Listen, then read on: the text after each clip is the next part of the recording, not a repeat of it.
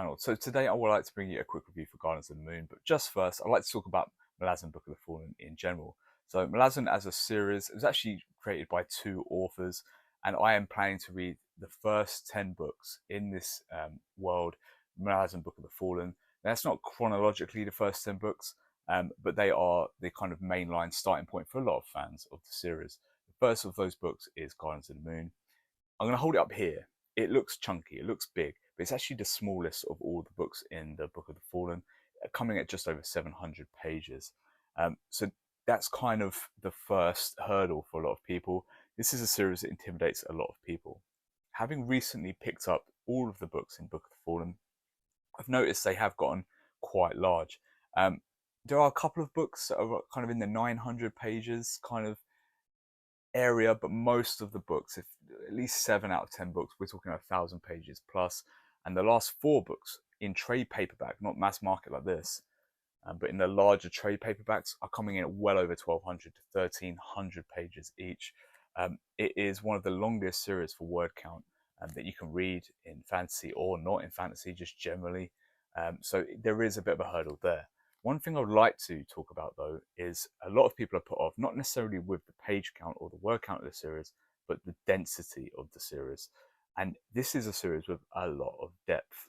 But I don't want people to get too put off, really, with that, because this is an author in Stephen Erikson who does have a very good handle on prose. His prose is very controlled. He does not always, he has lovely flourishes of language where he will put things so beautifully, but he doesn't spend large amounts of time necessarily describing every scene and every person and what they're wearing. He chooses his moments. So this isn't as dense as you would think. This is actually quite accessible. The harder things are really around the concept and just how high fantasy it all is. So as far as Gardens of the Moon goes, one of the things that really struck me about Gardens of the Moon is it is extremely high fantasy. It is not as low fantasy as, say, like A Song of Ice and Fire, and definitely, it doesn't even. I would say it's more high fantasy than the kind of a Lord of the Rings. It is almost science fiction at times with how kind of complex and scientific some of the concepts around magic come through, space and dimensions and things like that.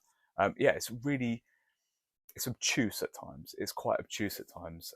So yeah, it's just over 700 pages, this one, about 275,000 words. It took me about 2 weeks to read, maybe just a little under 2 weeks to read.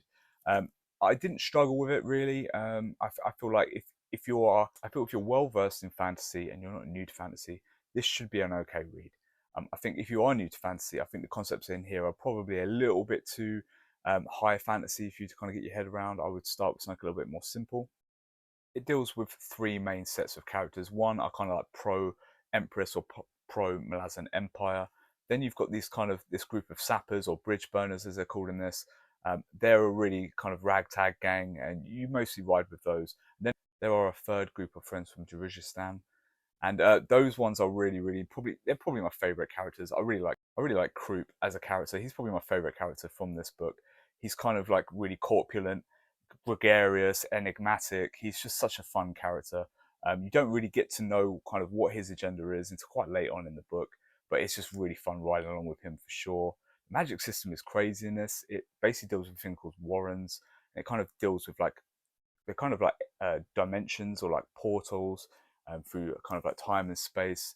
They deal with like gods and demigods, and the gods and demigods in Malazan, to me, after only reading one book, they seem to work in kind of a way where their power or their presence is measured in by how many people kind of believe in them or kind of subjugate themselves to them, and that kind of affects their presence in the world. It is very, very akin to like Greek mythology, where the gods, they love to play with the mortals. So they will choose champions, they will interfere with people's lives, they will kind of mix things up just for a laugh, sometimes just to torment people. And it has really lasting effects in the world here.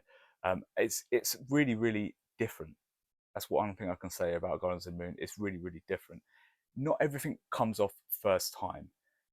Some of the character work is a little inconsistent at times, and the world building is too much maybe to fit into 700 pages. There's no hand holding at all. So when there is time, to really flesh out a particular magic system or place or character, it's done perfectly. Steven Erikson does it absolutely amazingly. And when he doesn't have time, he just doesn't bother. And while that's quite refreshing, I think in the later books, when the page count increases, we're going to get more time to spend fleshing out these systems and kind of bringing the reader up to speed. There is not a lot of time to bring you up to speed in 700 pages with all the concepts in this book, that's for sure. I really enjoyed my time with Gardens of the Moon. I'll probably give it a 4.3 out of 5.